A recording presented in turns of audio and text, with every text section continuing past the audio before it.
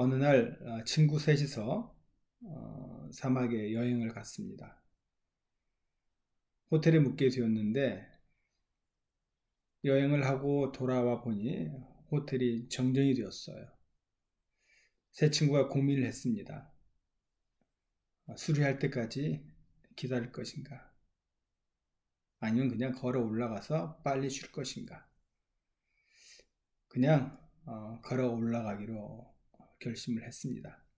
대신 하나씩 간증 이야기를 하자 이거죠. 한 친구가 먼저 간증을 꺼냅니다. 나는 3년 전에 우리 집안의 형편이 너무나 좋지 않았어. 굉장히 힘들고 낙심하고 좌절을 했지. 그렇지만 하나님의 은혜로 다시 일어설 수 있었다네. 너무나 감사한 세월들이었어. 본이 15층이 되었습니다. 또 다른 친구가 간증을 하는데 나는 더 힘들었어.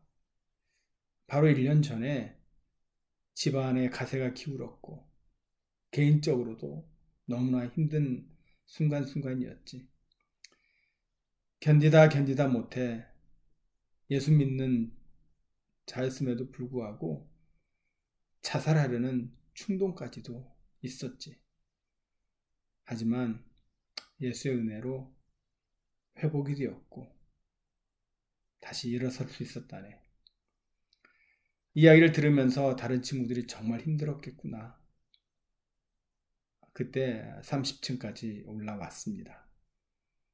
이제 마지막 친구가 간증을 하는데 야, 너들 정말 힘들었겠구나. 그런데 그건 별것도 아니야. 내가 깜빡 잊고 키를 자동차에 두고 왔어. 호텔 키를 두고 온 거죠. 우스갯소리 같기도 합니다. 하지만 우리는 이처럼 중요한 것을 잃을 때가 없었는지요. 중요한 것을 잃으면 모든 게 허사입니다. 우리 오늘의 말씀을 함께 나누면서 정말 중요한 것이 무엇인지 잃지 않는 저와 여러분이 되기를 축원합니다. 오늘 누가복음 22장 54절부터 읽었는데 이런 내용이죠. 예수님이 군병들에게 붙잡혀서 신문을 받기 위해서 대제사장 야바의 뜰까지 끌려오게 되었습니다. 그런데 멀찍이 한 제자가 쫓아온 거죠. 사막은 일교차가 굉장히 심합니다. 그래서 저녁이란 너무나 싸늘하기 때문에 불을 쪼일 수밖에 없었던 거죠. 신문을 받고 있는 예수를 멀찍이서 또 바라보고 있는 베드로, 그 또한 추위를 이기지 못해서 불 쪼이는 곳까지 왔습니다. 그러자 한 여종이 베드로를 보고 너도 그와 함께 있었던 자가 아니냐 라고 이야기합니다. 그때 베드로는 나는 아니야 손사래를 치며 첫 번째 부인을 하지요. 그리고 나서 이어서 두 번째 부인을 합니다. 그 두 번째 부인하는 내용을 한번 우리가 58절을 읽어보도록 하겠습니다. 22장 58절입니다. 조금 후에 다른 사람이 보고 이르되 너도 그 도당이라 하거늘 베드로가 이르되 이 사람아 나는 아니로라 하더라. 그러니까 첫 번째 부인과 두 번째 부인 사이에는 시간이 얼마 지나지 않았던 거죠. 조금 후에, 즉 두 번째 너도 그와 같은 당이라 이렇게 했을 때에 그는 즉흥적으로 당황해서 또 그만 예수님을 나는 그와 같은 당이 아니다라고 부인을 하죠. 이 첫 번째 그리고 두 번째는 베드로의 당황이 역력히 보입니다. 그래서 그런지 우리들이 오해하는 게 베드로의 이 부인은 너무나 즉흥적이고 당황적이고 그래서 부인한 것이 아닌가라고 오해를 합니다. 정말 그렇게 성경은 말하고 있을까요? 우리는 세 번째 부인을 한번 읽어보도록 하겠습니다. 59절입니다. 한 시간쯤 있다가 또 한 사람이 장담하여 이르되 이는 갈릴리 사람이 참으로 그와 함께 있었느니라. 두 번째와 세 번째 시간의 차이를 보여주고 있습니다. 한 시간쯤 후에, 즉 한 시간이 흐른 거죠. 첫 번째와 두 번째의 부인은 어떻게 당황한 나머지 즉흥적으로 부인할 수 있다라고 우리가 여길 수 있습니다. 그러나 한 시간이 흘렀다라고 하는 것은 그만큼 사색할 수 있는 시간이 있고 생각과 고찰의 여지가 충분히 있는 시간이에요. 그 한 시간이 흘러서 세 번째 부인하는 장면이죠. 너도 갈릴리에서 그와 함께 있었다 라고 묻자 나는 아니다라고 손사래를 치며 부인을 하는 베드로입니다. 베드로는 이처럼 그 어떤 생각과 어떤 그 당찬 그런 모습 속에서 자신 있게 예수를 부인한 거죠. 결코 즉흥적으로 부인한 것이 아닙니다. 그런데 이것을 정확하게 좀 더 디테일하게 묘사한 그 성경이 있는데요. 마태복음 26장 74절을 한번 우리 찾아서 읽어보도록 하겠습니다. 마태복음 26장이죠. 우리는 사복음서를 비교해 보면서 읽는 것이 매우 중요하죠. 마태복음 26장 74절은 48페이지에 있습니다. 신약 48페이지 마태복음 26장 74절입니다. 그가 저주하며 맹세하여 이르되 나는 그 사람을 알지 못하노라 하니 곧 닭이 울더라. 그러니까 여기서 베드로가 저주하여 맹세했다라고 이야기를 합니다. 자, 이 표현법이 뭘까요? 저주하면 맹세했다. 누구를 저주한 겁니까? 대제사장을 저주한 겁니까? 아니면 종교 지도자들을 저주한 겁니까? 아니에요. 헬라어 원문을 보면 베드로 자기 자신을 저주했다라고 기록하고 있습니다. 자, 그러면 자기 자신을 어떻게 저주한 걸까요? 내가 이 스승을 배반하다니. 나 정말 미쳤구나. 이런 저주였을까요? 우리는 이 부분을 좀 더 지켜볼 필요가 있는 거죠. 이런 저주가 아닙니다. 과거에 한 7, 80년도에 운동권에 있던 학생들, 나중에 정신이 들어서 이렇게 표현을 많이 하죠.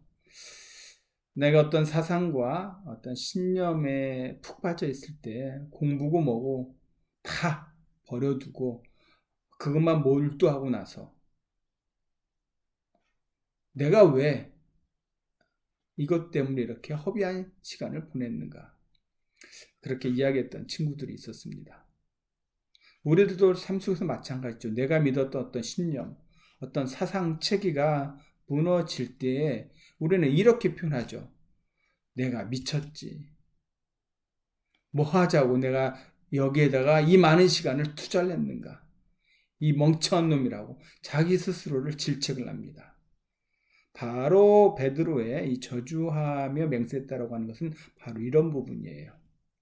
내가 정말 미쳤지. 저자를 쫓아다니면서 내 일생을 온전히 버리다니. 자기 스스로 화가 나는 거예요. 이걸 저주하며 맹세했다라고 표현을 하는 겁니다. 베드로가 누굽니까? 어느 날 바닷가에서 낯선 남자를 만나죠. 근데 그 남자가 보통이 아니에요. 그래서 베드로가 가족까지 버리면서 그를 쫓습니다. 내가 이 남자와 함께하면, 아니 우리 민족이 꿈꾸는 그런 회복을 반드시 볼 수 있을 것이다 하는 그 확고부동한 마음을 가지고 예수를 쫓았던 겁니다. 조금만 고생하자. 반드시 큰 일을 이룰 거야. 그런 마음이 있었던 거죠. 다른 제자들도 별반 차이가 없습니다. 베드로처럼 예수와 함께하면 새로운 나라를 우리는 건설할 것이다. 예수님이 세 차례나 자신의 고난과 십자가의 죽음을 이야기했음에도 불구하고 제자들은 그것이 무슨 뜻인지 알지 못했던 거죠. 그저 예수님께서 왕권을 잡으면 나는 오른쪽, 너는 왼쪽, 그 어떤 자리에 앉을까 의논까지 했던 제자들입니다. 그런데 십자가의 죽음이 임박해오자 그들은 점점 이상함을 느끼게 된 거죠. 이상하네. 칼을 뽑을 때가 되었는데 뽑지도 않고, 무력으로 칼을 뽑으려고 했는데도 막아서고, 또 이 불법한 재판을 받고 있는 이것을 보면서 제자들은 실망하고 다 뿔뿔이 흩어지는 겁니다. 그렇지만 베드로는 끝까지 분명히 반전이 있을 거야. 예수님의 남다른 또 어떤 행보가 있을 거야. 내가 바라고 꿈꿨던 그런 그림은 이게 아니야. 철저히 믿었던 거죠. 그래서 이 뜰까지 오게 된 겁니다.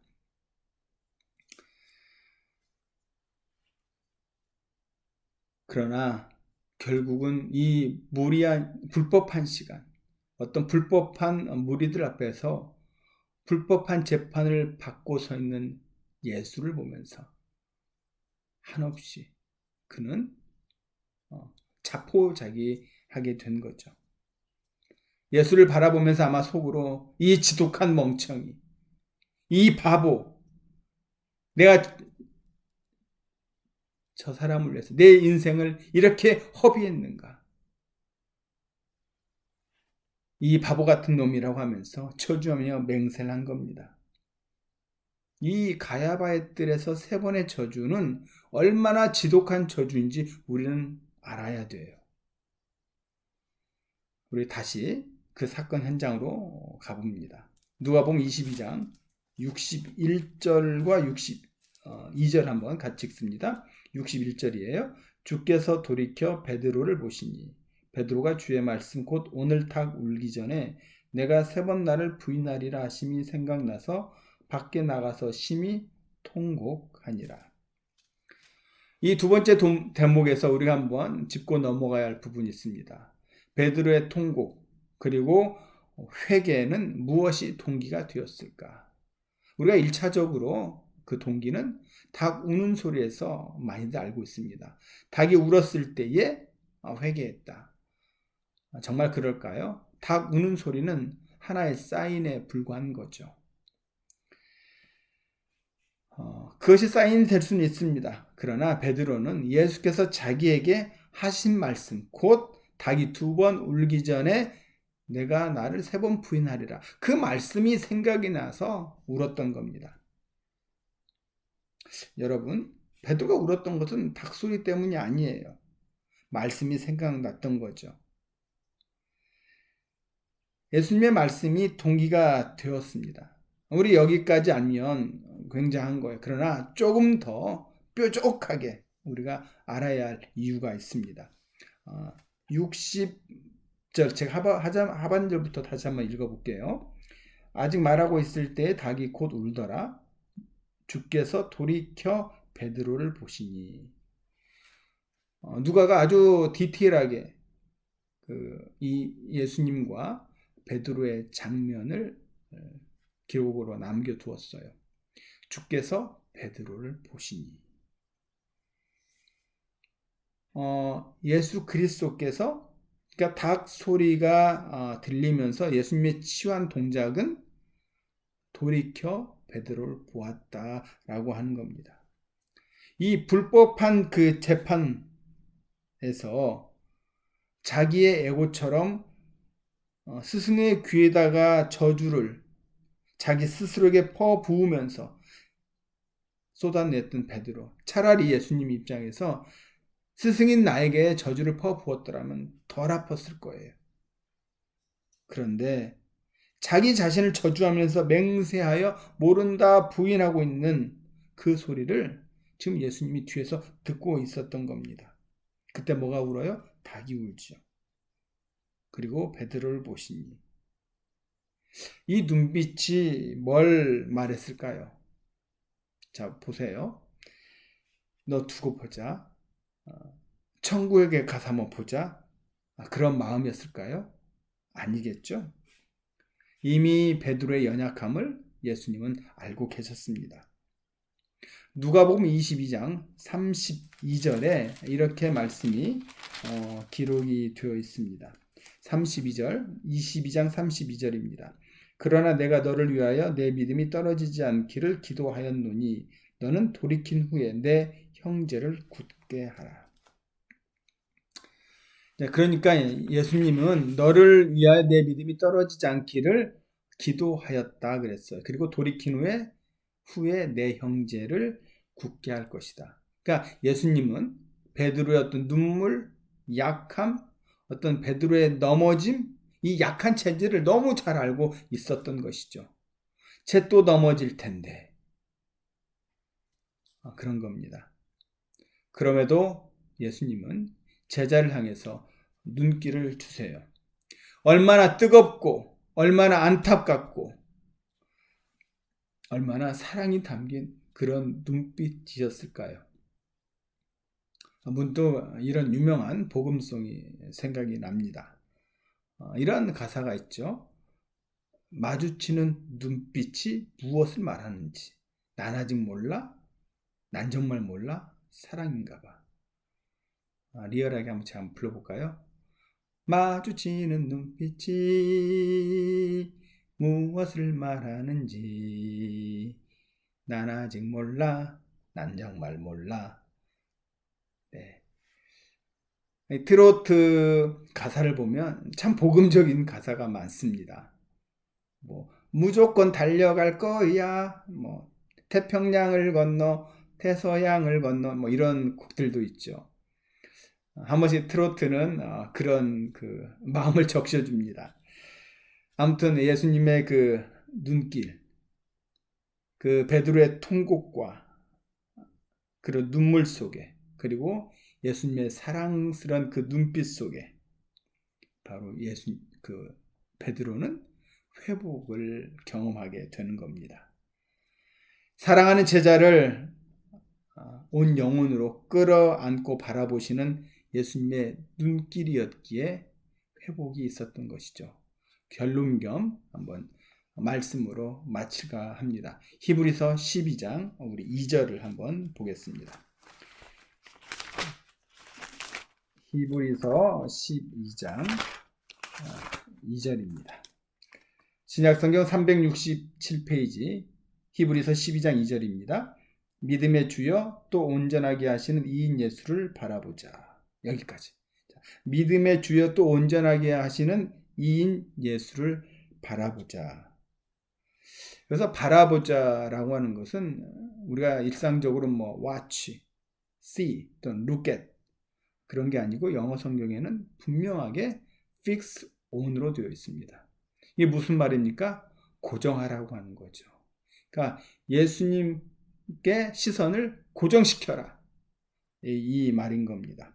그러니까 수많은 환난과 어떤 고난 속에서 우리가 넘어지지 않을 수 있는 유일한 방법은 하나밖에 없어요. 그것은 예수님께 시선을 고정시키는 겁니다. 얼마나 어렵고 힘든 우리가 지금 시간을 보내고 있습니까? 하지만 우리가 예수님께 시선을 고정시키면 지금의 아픔 우리 이겨낼 수 있습니다.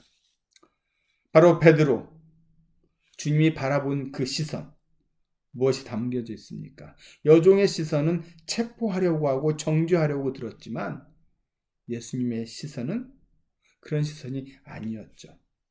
예수님이 베드로를 바라본 시선은 십자가 언덕에 세워질 그 고난의 십자가를 넘어 부활의 아침에 새롭게 변모될 그런 사랑스러운 제자를 본 겁니다. 예수님은 처절하게 무너지고 실패한 제자일지라도 십자가를 넘어 그 십자가를 통과해서 베드로를 보고 계셨던 거죠. 훗날 내가 반드시 일어날 것이다. 예수님이 말씀하셨어요. 사도행전에 이방 땅에 포문을 열었던 이가 베드로입니다. 베드로의 설교에 하루 3,000명씩 돌아오는 놀라운 일이 있었어요. 십자가의 나팔수가 되었고 그리스도와 함께 십자가의 고난을 기꺼이 마다하지 않고 받았던 그런 종으로 바뀐 인생이 되었던 겁니다.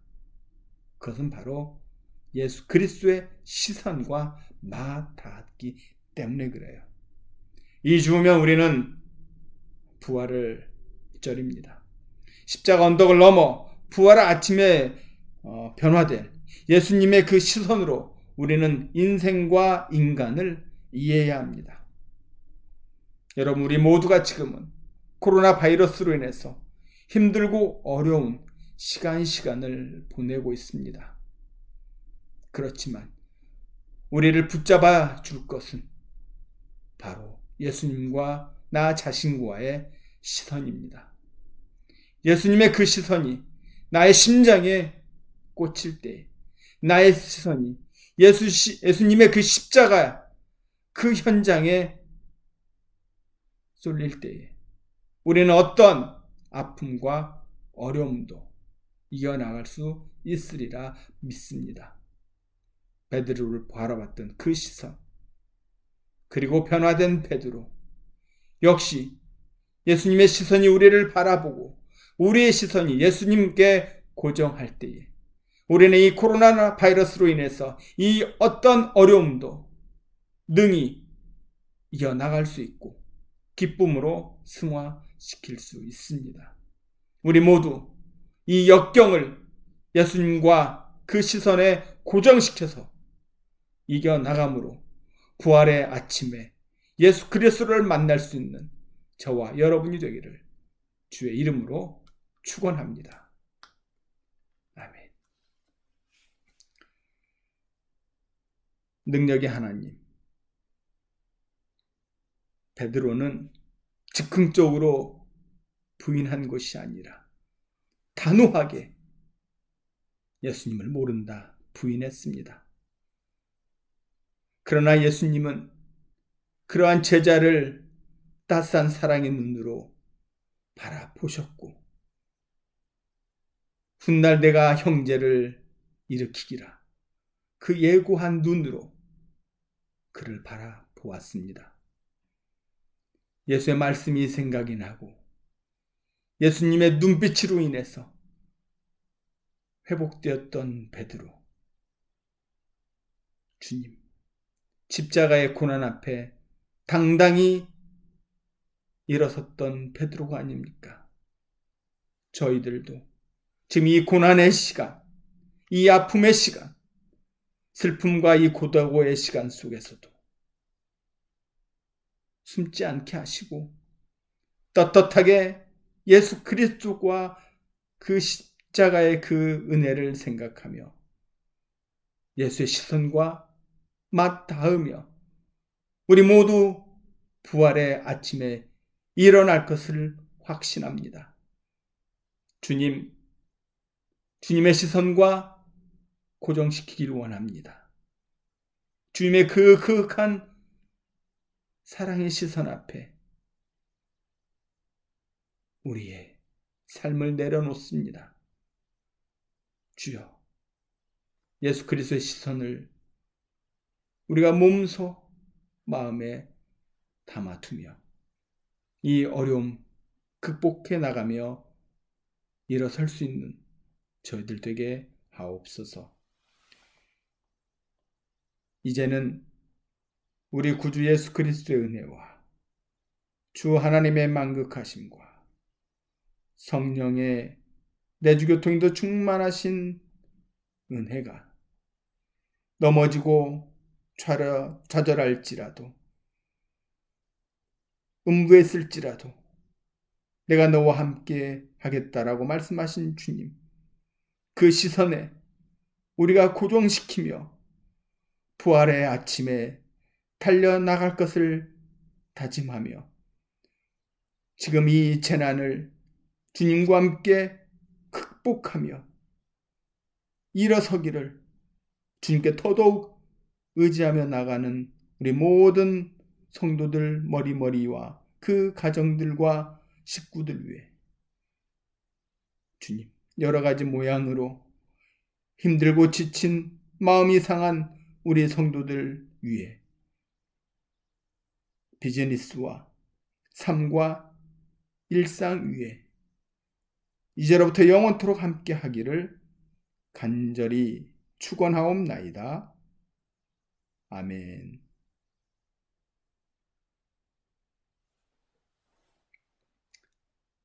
네, 오늘 함께 예배드리신 모든 분들 한 주간 평안하시고 복된 시간이 될 줄로 믿습니다.